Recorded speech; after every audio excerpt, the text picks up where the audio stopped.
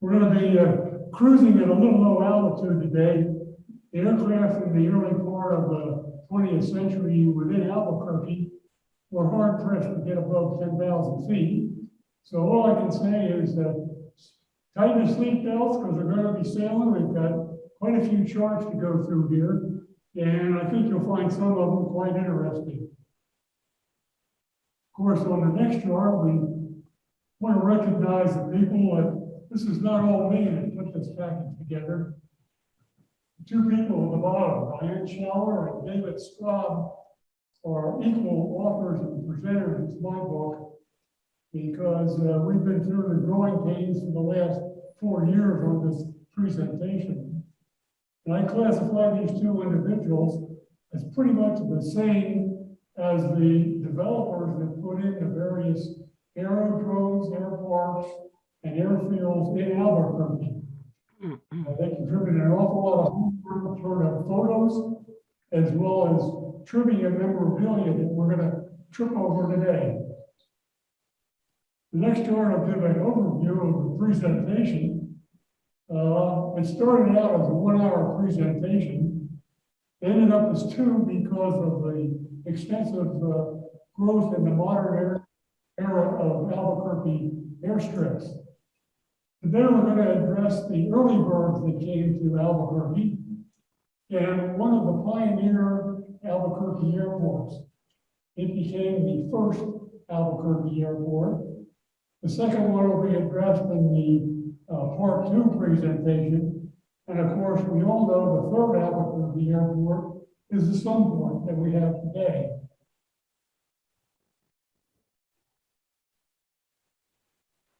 In the early bird era, we're going to look at 5 aerodromes and airstrips that I'm sure many of us may have forgotten if they ever existed. The first one, the Traction Park Aerodrome, kind of has a unique name because the Traction Railway Company, what was then Newtown, Albuquerque, which had a tracked vehicle that ran to Old Town and further out, and it ended up, became the Traction Park. And it originally was designed for baseball, football, horse racing, and in the latter part of the about 1989, aircraft arrived, and it became Albuquerque's very first aerodrome.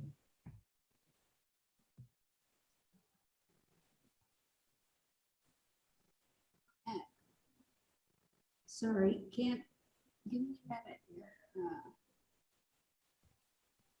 And when we move to the next chart, we'll see that the aerodrome existed at what was the original territorial state fairgrounds in Albuquerque.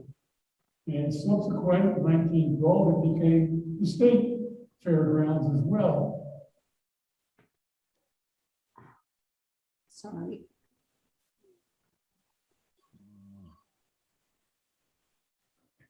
Operator error here. See. Are you trying to let those 3 people in? Well, yeah, but And you just see. go up to where it says view, and then it'll show who they are, and then click on them to let them in.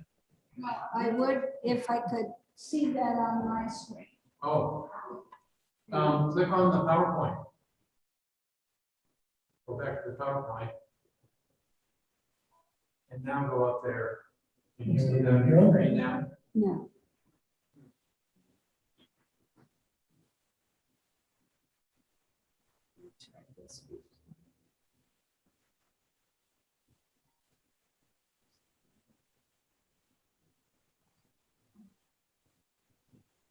Okay, let me just. There we go. And the zoomies, do we have this slide for the Traction Park available for the zoomies? Yeah, There we go. It's one of the early aircraft that was flown at the aerodrome. It was known as a pusher. The props were in the rear of the wing, which subsequently became a tractor aircraft when the prop and the engine were forward of the plane.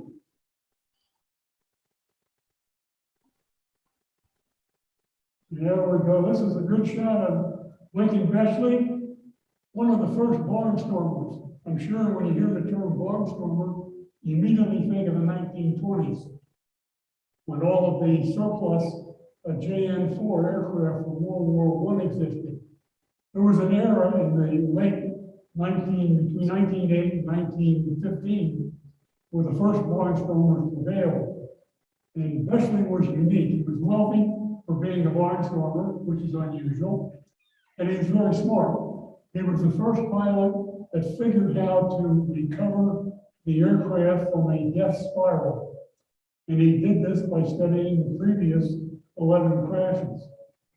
Unfortunately, in 1915, in the San Francisco Bay Area, he was flying a Curtiss aircraft, and he was an excellent pilot. He was married to the aircraft. But unfortunately, the wings folded like a boat, and he went down the bay and died. Young fellow, one of the early bird pioneers of aviation.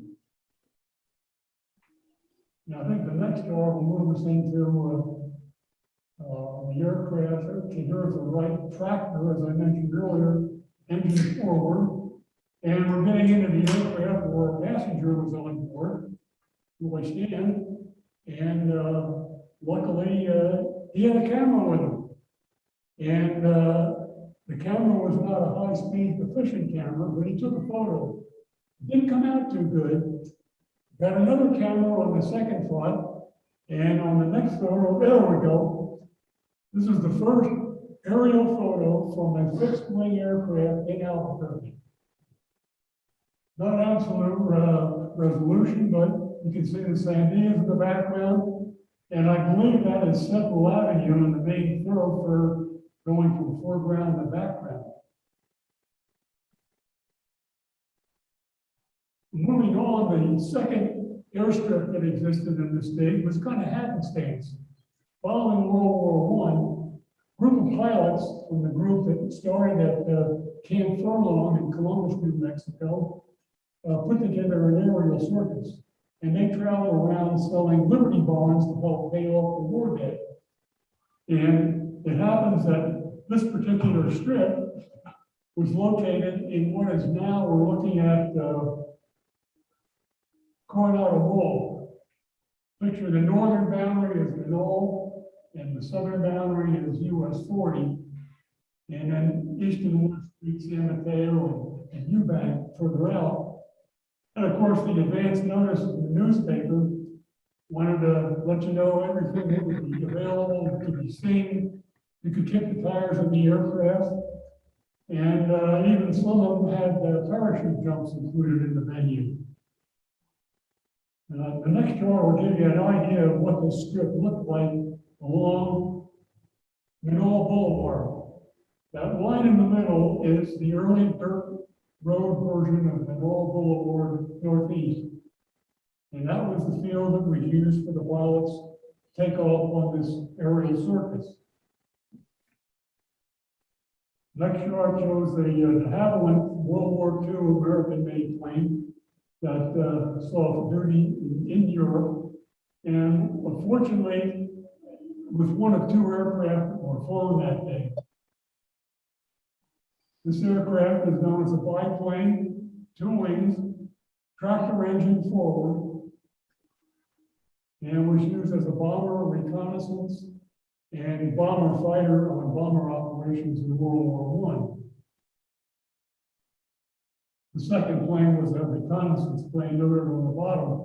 The aerial show did have 2 Fokker fighters from World War I. And unfortunately, they were able to put them together for display purposes, but they were not airworthy enough to be flown that day.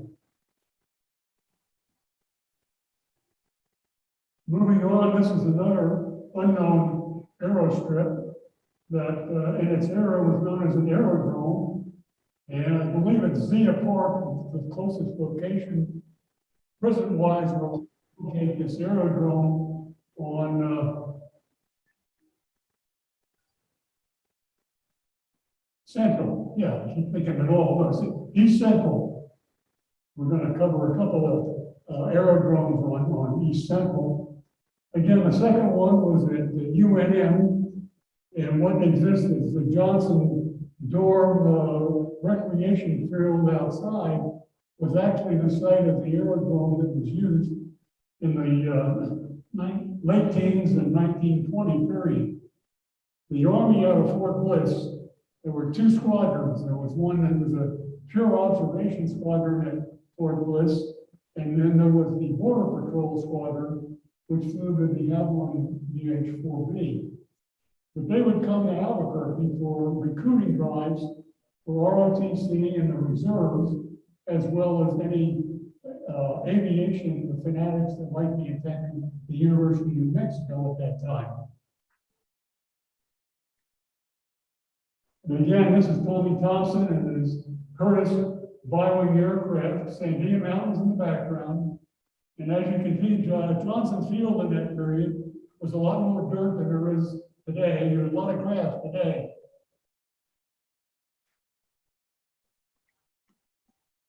Okay, moving on this is off of Central, but as you head east and get to Copper Avenue, and you can see Interstate 40 diagonally northwest, southeast running on the map there. But if you transition out to the current, this is where Los Altos Golf Course is today. And in that period of the late 1920s, it was an aerodrome, again, utilizing the aircraft from El Paso and the 12 Border Patrol aerodromes that existed in Texas. And of course, in the Depression era, when the CCC came to town, the East Mesa CCC camp was located at the same site as the aerodrome, today the golf course. We're out of the early bird era and now moving into the pioneer period, where people started putting two and two together, and $5 bills and $20 bills, and said, we can make a business out of this. And the first airport, the last one we're going to address today, rather extensively, was originally known as Speakman Field.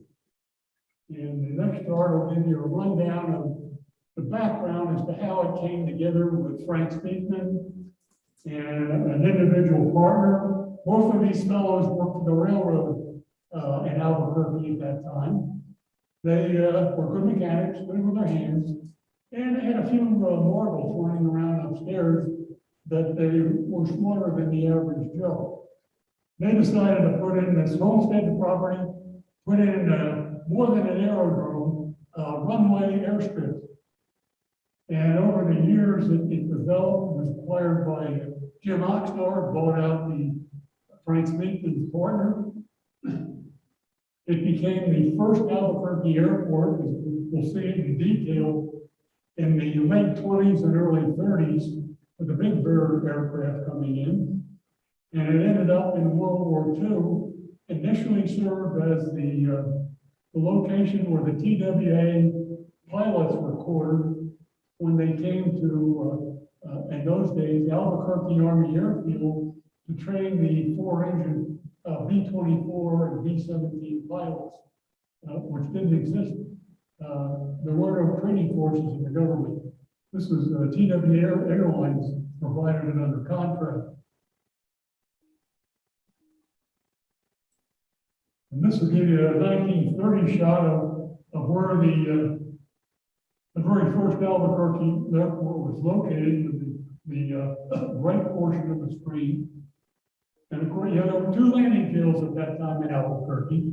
The one in West Mesa on the left, and of course, the one on the Mesa area, which was Speakman Field up until probably 1929 when Jim Oxford came in and then ended up selling it to Aircraft Holdings.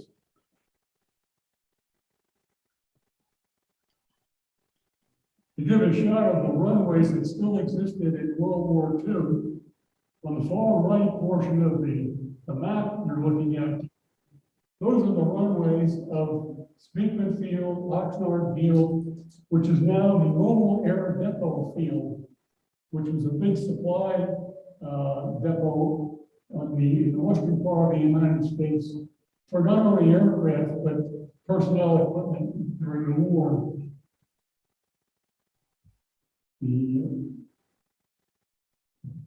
Again, a good shot of the runway.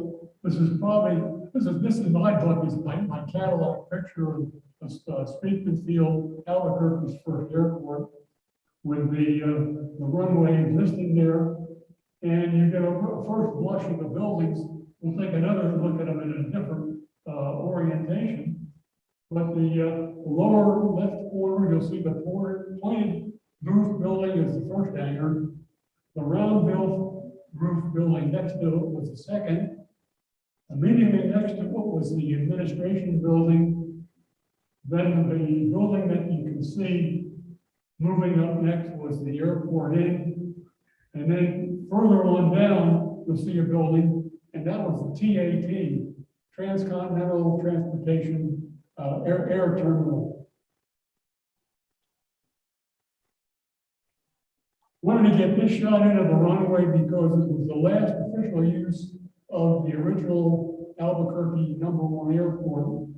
This is 1945, when Kirtland Army Airfield was designated as a surplus facility for Army Air Forces aircraft. All of those single-engine aircraft you see there, as Johnny Carson would say, billions and millions of aircraft. There were a lot of single-engine aircraft, all landed at Oxnard, Speakman Oxnard Mobile Air Depot Field. The multi-engine aircraft landed at Kirtland Army Airfield.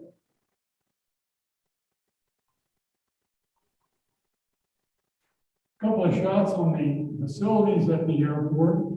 This was construction of the first hangar with the steel beams, concrete floor, peak roof. Nothing really unusual. It was state of the art at that particular time.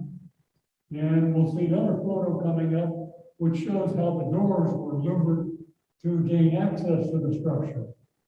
So there we go. On the left background is the first hangar, and as you can see, the doors are overlapped sliding doors on track runways, open and closed. And as I said, this was state-of-the-art 1928-29. The building being constructed in the foreground, back of the Model T there, is the second airport hangar, which ended up being the dome tar asphalt roof building with adobe walls and balusters on the side.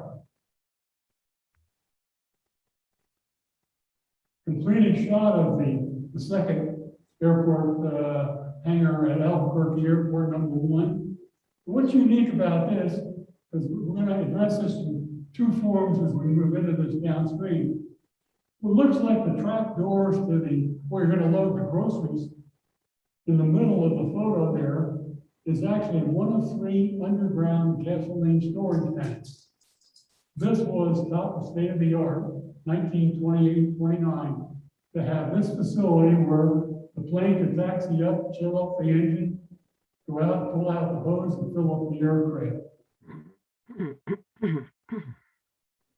And of course, with the hangar, adjacent to it along each wall were office and shop areas. And this is a good shot of the engine rework and inspection.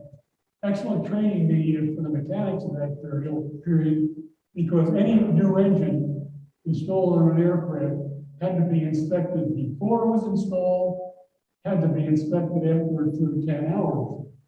And then there was a regimen of so many hours downstream for re-inspecting of the engine. Good training venue for the young mechanics. And of course, all the chef is right at home there guarding the shop area of the airport #1. Wanted to introduce this chart to show the difference, and this is more apparent as we get into between part 1 and part 2. In the part 1 period of commercial aviation in the United States, The aircraft were trimotors. There was the Fokker F-10 trimotor, and there was the Ford Tin Goose trimotor. Now, the Ford Tin Goose was the one that TAT Airlines flew, and we're going to see many shots of that as we move into this particular portion.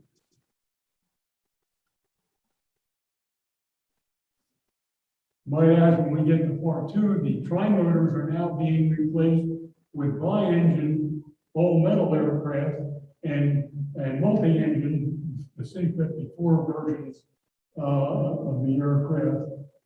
And again, here's a Fokker S-10, was the first airplane that landed at Albuquerque Airport #1, which at that particular period was known as Speakman Field.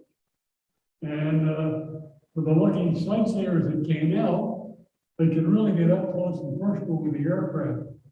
I'm sure much of the consternation of the pilot and the various mechanics. It was a big bird. Also using the airport at this time were the military, as I mentioned before, previously at aerodromes on Central Avenue.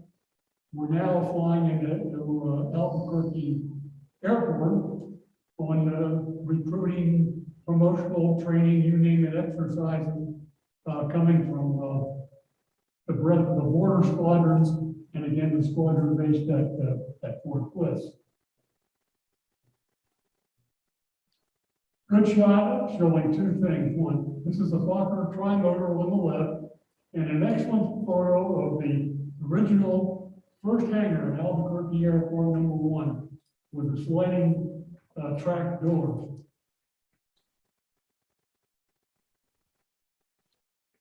Of all the aircraft that TAT acquired for their airline, each was named for a city, and this happened to be the city of Albuquerque.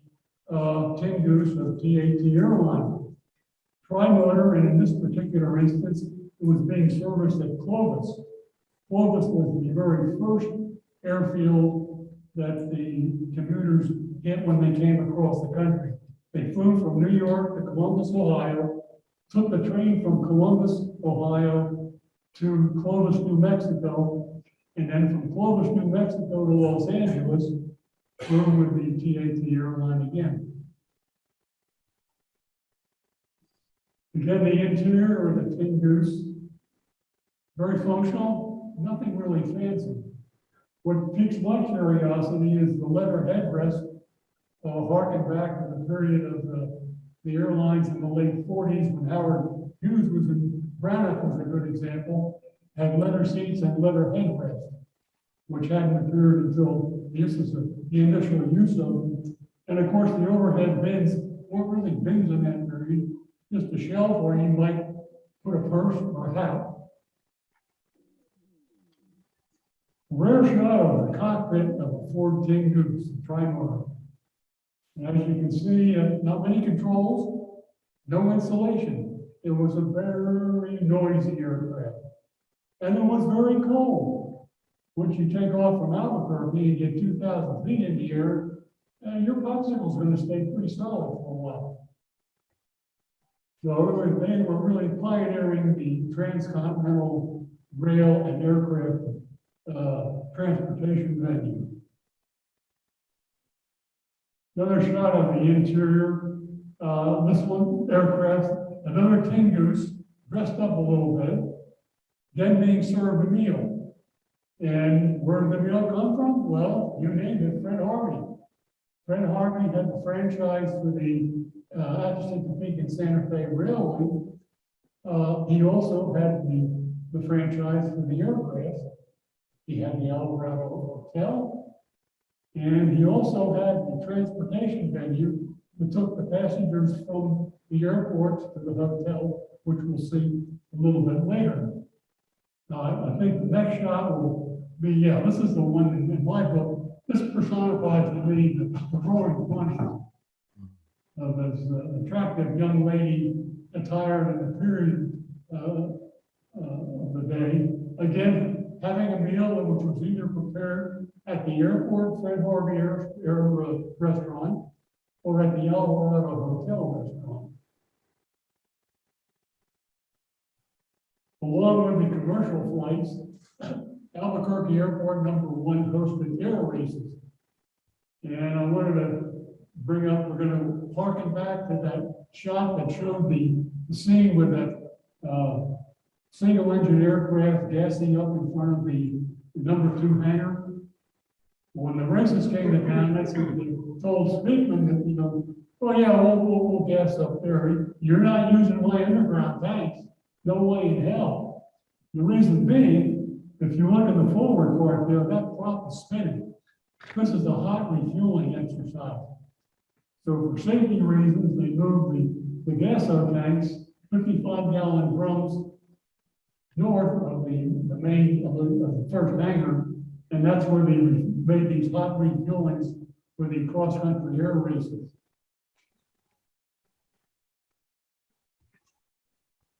Again, the military continued to come to Albuquerque Airport in the early 1920s. These were the bombers of that particular period. Still a rather primitive aircraft, biplane, heavy engine, but again, good training exercise for the Air Corps personnel in Texas, Arizona, and California. All flew that circuit that included Albuquerque. And in the latter portion of the period of aircraft that utilized the field, these were known as the Grasshopper type training aircraft, late 30s and early 1940s. And again, this was one of two flying schools that existed within Albuquerque at that period. Okay, a couple of charts to introduce some people. It wasn't all hangars and aircraft that took people to make it go. And you're looking at two of Albuquerque's pioneer aviators here. The gentleman on the left is Frank Speakman. That's all that started this airport. And the fellow on the right is Bill Cutter, chief pilot. It existed in an aircraft, Cutter could fly it. And of course, I'm sure you recognize that gentleman in the middle. I have yet to find a picture of him in a suit that's not wrinkled. That's Clyde Tingley, governor of New Mexico and de facto mayor of Albuquerque. A very strong proponent of aviation for the city of Albuquerque. Another shot of people that were involved with the aircraft. This is the Albuquerque University of New Mexico Lobo football team, making history by flying to Los Angeles, California. It was actually the Van Nuys Airport to play Occidental College at the Rose Bowl. And they made the trip on one day, played the game, flew back to Albuquerque on the second day, which was a Monday. And I mentioned the graduate manager at that time was Tom Hookjoy. The other involvement with people in town was the first air ambulance service within New Mexico and Albuquerque was here. The aircraft shown as Orion Drone was a Cadillac version of the mono-wing, top-wing aircraft of the period, which could carry a stretcher laden patient with accommodations for a nurse and or physician with still two seats. And they made history by flying a woman who could not stand the high altitude of Albuquerque, took her to her hometown in Texas with the air ambulance.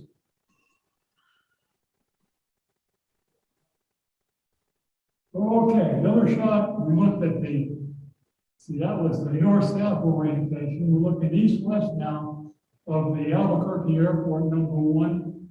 First building on the left is hangar #1, the pitched roof. And of course, can I back up? Oh, sorry. There you go, the #2 hangar dome, the administration building next to it, the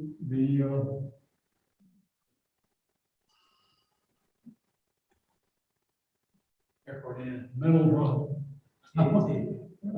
the cafe at the air terminal cafe building, a lunch stand, which accommodated all of those visitors on the weekend that came out to touch and feel the aircraft. And then on the extreme far right, the TAT terminal structure. You know, we go, this is the administration building, headquarters for the airport manager. The typical ops center for an airport. Going on the extreme left, we'll see a skeleton tower, which was put in by the CAA in the 1927-29 period, when they crisscrossed the country with these rotating beacons to guide cross-country flying in the daylight hours of that period. And of course, that building also, as I mentioned, served as quarters for the TWA pilots in World War II. It also exists today as a credit union building facility on Kirtland Army Airfield, Airport Base. Airport in, that was the word I was looking for. This was the eating establishment for everyone who wasn't a TAT employee or passenger.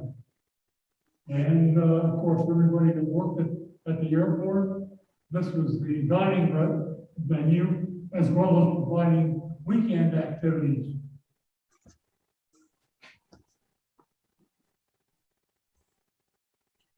Again, the interior of the airport in, and it could be cleared for the weekends, which was subsequently developed into a, I won't say a bar.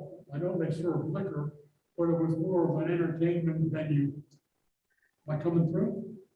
It cut off.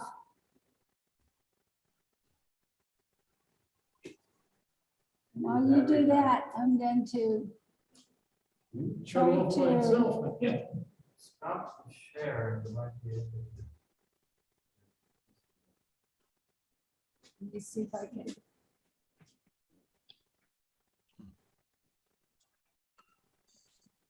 Ah, Okay. So you could have clicked admit all there in that last. Well, There we're it is, keeping over in on the mind right, on the right, that on the right, there you go. it's working now. Am I coming through? Okay. You can see in that previous photo, a bandstand area. Still can't hear you. I gotta get batteries. Okay, We may have a battery problem here, yeah, but there was a bandstand area on the east wall of that structure, which held a band. And I love you. Okay, bye. the west side of it, which allowed dancing as well as the periphery had the tables for people to sit and drink, I guess. They did have main bands that came down and played there. And of course, the economics of the Depression killed it. 1939 was the last of the airport and entertainment area. I think you just click on the image there, just click anywhere in that window, and it should go full.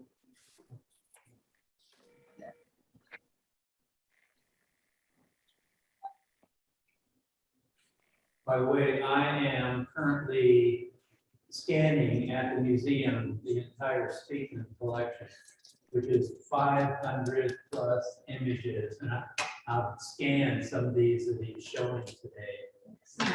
So it's an amazing collection of early aviation.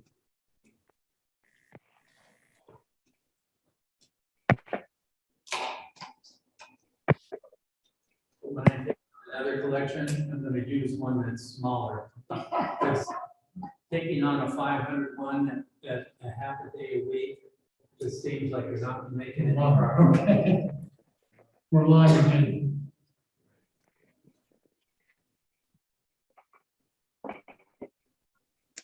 next slide.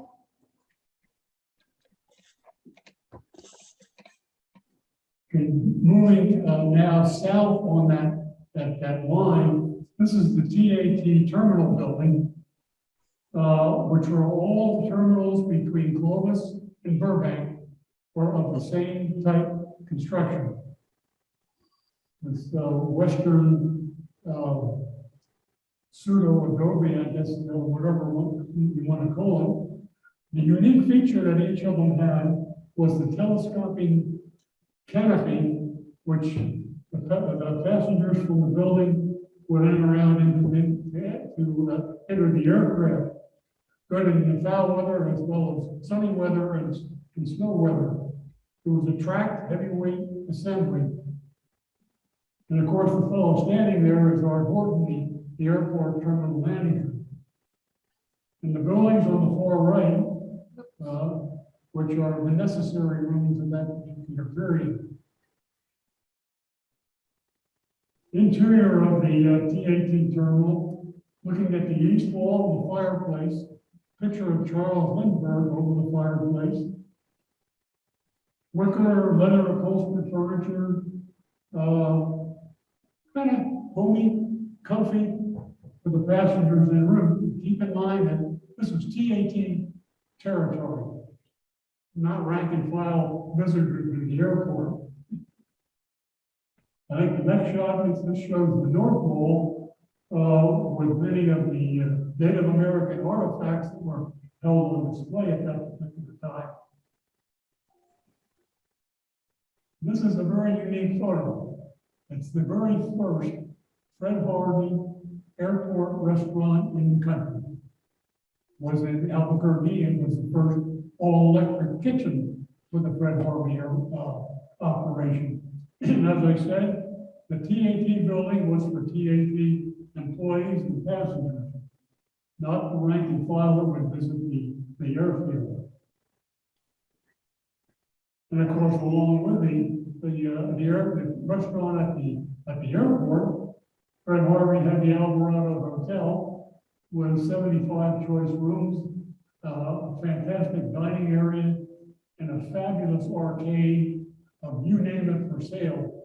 The last item being the Fred Harvey postcard.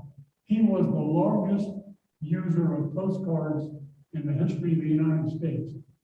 350,000 postcards a year from all of the operations that he had from the railroad and the airports. But what the airport ended up being for reality was its meteorological measurement capability and its radio capability. Again, we show the Met instrumentation for the period. Nothing fancy, but good functional info of wind speed, direction, temperature, humidity, etc. And that moves into a building that one side of the building held a generator, generated the power for the operation. Okay, I skipped this up. The Met service was supported by all of these locales that either had CAA or local municipality weather instrumentation. All of this data was fed into the Albuquerque Communication Center and was available for pilots going east-west and north-south. Okay, here's the shot that shows the radio equipment and the teletype operator, where they could talk to a pilot in flight, as well as have a code transmission that was required. Give a feel for the space involved with the communication network, and this was critical to make Albuquerque's airport succeed, was the radio communication array. You see the two towers on either side. 100 and some 20 feet, I believe, but this was the heart of the communication system for what was known as through traffic communication, as I said, north-south, east-west. Each airport that went in, when part 2 addresses the TWA airport at West Mesa, put in a facility like this, and when the Sunport first started, they put in another CAA radio transmission facility. This truck is unique because if you remember the orientation, the TA terminal is out here on the Albuquerque Airport runway. Hangar number 2, where the underground storage tanks, is almost a mile away. When the truck came in handy when the aircraft was landing, very quick and efficient refueling to get the aircraft on its way. As I mentioned earlier, a unique service that Fred Harvey provided. This was the Aero car, which was really an Aero trailer, being towed by a Chrysler coupe. And it was luxury. Of course, it's luxury because who built that trailer? Wayne Curtis of Curtis Aviation. And the next chart, I think, will show the interior of the, there we go. Curtis designed this particular trailer such that none of the passengers felt any of the torque and vibrations of the towing vehicle or the traveling trailer vehicle while en route. It was unique, and it shows the diversity of Glenn Curtis. Started out with motorcycles, went to aircraft, and now he's doing super trailers. One of the sad parts of Albuquerque Airport, number 1, was the City of San Francisco Airport, City of San Francisco airplane. Shown here being boarded by passengers in Albuquerque. That probably the last photo of this particular aircraft. It took off in a weather storm that we're known for with canyon breezes. It headed west, and unfortunately, it collided with rising terrain on Mount Taylor. And the next chart will give you an idea of how dense the terrain is in that area of the country. When I go to the field, I carry a machete in my array of goodies. People think I'm crazy, but this is one area that shows you where a machete will come in handy. No survivors from the crash, and of course, doubly sad was the young woman on board. This is Raymond. She was the daughter of Art Gordon, the TAK airport manager of Albuquerque. Let's take a look at some of the people that flew into Albuquerque Airport in the late 20s and early 40s. William Gish and Douglas Fairbanks in the middle. I'm sure you all recognize Ernie Pyle, gray hair. And next to him, Billy Earhart. yeah. And of course, Amelia Earhart in the upper right. And then Irving Berlin at the piano. And of course, one of the movie starlets of the period, Barbara Stanwyck. And then that fellow on the far right, kind of good-looking chap. He was from South Dakota. He secured an appointment to West Point. Was an All-American halfback in Army.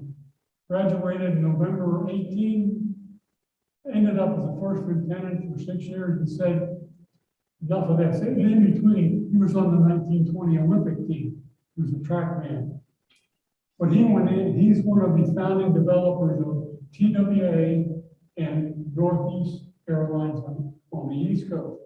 And more importantly, the lady above him and they were an item in the late 1920s. Well, if we can back up one minute, let me introduce this rather area, the young lady on the lower left here, Catherine Stinson Otero. There she is, looks like a flower behind her ear. Rather quiet, calm photo. Really belays the background of this individual. And we'll notice more on the next chart as we get into here. She was one of American aviatrix's pioneers before Amelia Airport. The plane on the upper left is a custom plane Curtis aircraft made for her, single cockpit. That era, there were 2 cockpits in the plane. And the shot shows her in the middle. She was known as a schoolgirl pilot. And the far right, she was on the world tour in Japan. And noted there, she did quite a bit of flying for the Red Cross and raised a large sum of money in World War I. Well, what a lot of people don't know is that she was also an ambulance driver in France in World War I and contracted a respiratory infection. Some say it's on TB, some say the flu, but she came to New Mexico for the climate, the dry climate and the sunshine. And she met Michael Anthony Otero, who was also an airman, but he was the treasurer of the state of New Mexico. So they ended up being married, and she lived here until she passed in 1977. One of the unheard of aviatrixes within the state of New Mexico. Some of the first associated with Albuquerque Airport #1.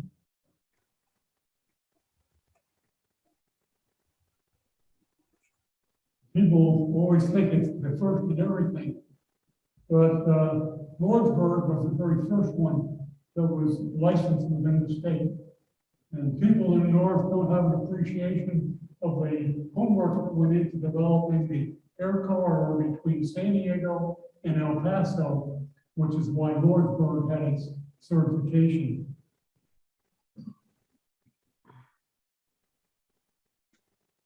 Okay, this sums up the various points that we've covered here in the early bird period with the aerodromes on the knoll, airstrips on aerodrome and airstrip and all, and aerodromes on Central Avenue. The in-depth discussion of Albuquerque Airport #1 started out at Speakman Field, became Oxnard Field, became Mobile Army Air Depot. We also had a shot look at the very first airport restaurant by Fred Arby. And had a shot at the weather. Keep in mind that this was the homework that established Albuquerque as a major air center for the future, with Albuquerque Airport #2, which is in part 2, and Albuquerque Airport #3, the Sunport. And again, we covered the unfortunate crash in the city of San Francisco, and had a snapshot of some of the unique people that were involved with the aircraft industry, both as workers and as passengers in this pioneer era period. Thank you very much.